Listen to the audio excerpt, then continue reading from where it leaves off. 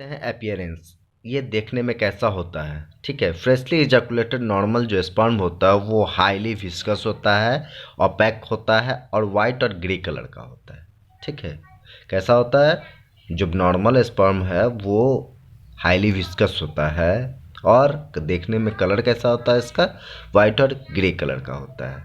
Laboratory investigation में जब आते हैं, जब लैब में इसका टेस्ट लिखाता है तो क्या लिखाएगा, क्या करेंगे हम इसका? तो लैब में जब हम टेस्ट के लिए इसका आएगा तो हम लोग फिजिकल एग्जामिनेशन सबसे पहले देखेंगे। इसका नेकेड आई से क्या क्या देख सकते हैं, ग्रॉस एग्जामिनेशन भी इसको हम लोग कह सकते हैं।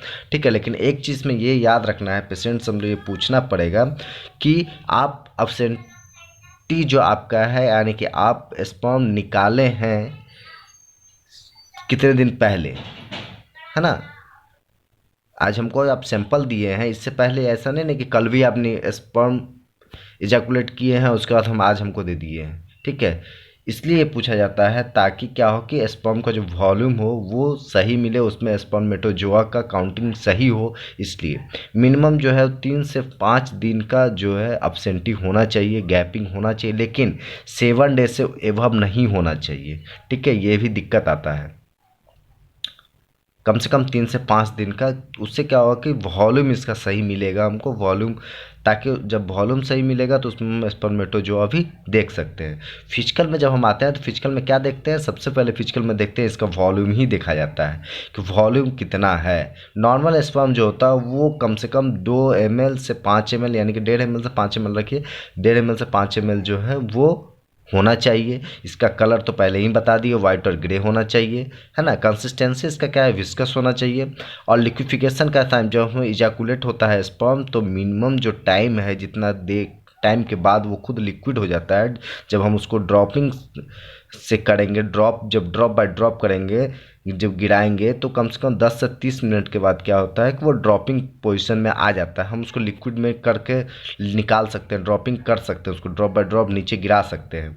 क्योंकि जब तक लिक्विफिकेशन नहीं होगा तब तक हम उसको माइक्रोस्कोपिक नहीं कर सकते हैं, है कि नहीं है? तो फिजिकल एग्जामिनेशन में फ़िलहाल हम लोग इतना ही चीज़ देखते हैं। उसके बाद हम लोग आते हैं माइक्रोस्कोपिक एग्जामिनेशन में। माइक्रोस्कोपिक एग्जामिनेशन में जो हम लोग क्या देखते हैं, तो इसका सबसे पहले जिसका देखते हैं हम लोग मोटेलिटी। ठीक है, हम लोग इसका मोटेलिटी देखते हैं। मोटेलिटी जो है वो, और स्पर्म काउंट देखते हैं, स्पर्म काउंट हम लोग देखेंगे, और इसका मॉर्फोलॉजी, यानी कि किस तरह का है, ये नॉर्मल है, एबनॉर्मल है, तो हम लोग वो देखते हैं। ठीक है, तो हम लोग आते हैं अब इस पे क्या कहते हैं कि माइक्रोस्कोपिक एग्जामिनेशन में। माइक्रोस्कोपिक एग्जामिनेशन जब हम लोग करेंगे तो हम लोग इसको देखते हैं कि माइक्रोस्कोपिक एग्जामिनेशन कैसे हम लोग करते हैं और उसमें क्या क्या देखते हैं। ठीक है, तो माइक्रोस्कोपिक एग्जामिनेशन जो होता है हम लोग का, माइक्रोस्कोपिक एग्जामिनेशन में सबसे पहले हम देखते हैं स्पर्म काउंट।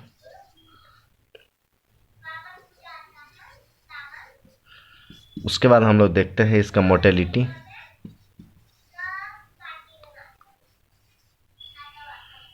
और हम लोग देखते हैं इसका मॉर्फोलॉजी। स्पर्म जो काउंट है वो कितना होता है? अगर अप टू जो होता है वो 20 to 150 मिलियन पर ml। ठीक है, ये इसका नॉर्मल काउंट है। मोर्टेलिटी में जब हम देखते हैं तो मोर्टेलिटी जो होता है वो रैपिड, उसके बाद स्लगिश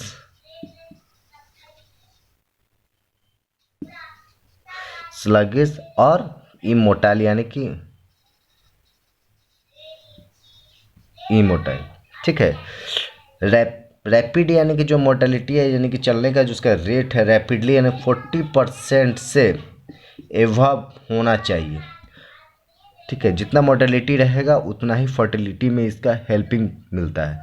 स्लगिश का मतलब है कि वो अगर मोर्टेलिटी है लेकिन बहुत ही धीरे धीरे चल रहा है, स्लो पोजिशन में है ना, तो वो भी देखते हैं कि कितना है। इमोटाइल यानी कि जो डेड है, इमोटाइल है, चल ही नहीं रहा है, ठीक है, वो देखते हैं। एक चीज़ और है, नोट में आप ये चीज़ कर सकते हैं, इसका एक चीज़ ये याद रखना होगा कि इसका पीएच जो होता है वो कितना होता है। इसका पीएच 7.7 होता है, ठीक है, स्पर्म का जो है वो। और मोटेलिटी जो है इसका, वो जब हम देखते हैं तो 5% जो है मोटेलिटी डिक्रीज करता है पर आवर, ठीक है, पर आवर इसका 5% मोटेलिटी क्या है, डिक्रीज करता है, ठीक है। तो ये चीज़ हमको ध्यान देना होगा। नॉर्मल स्पर्म जो होता है, और मॉर्फोलॉजी में जब हम आता है तो मॉर्फोलॉजी में क्या क्या देखते हैं कि नॉर्मल और एबनॉर्मल, ये दो चीज़ देखते हैं।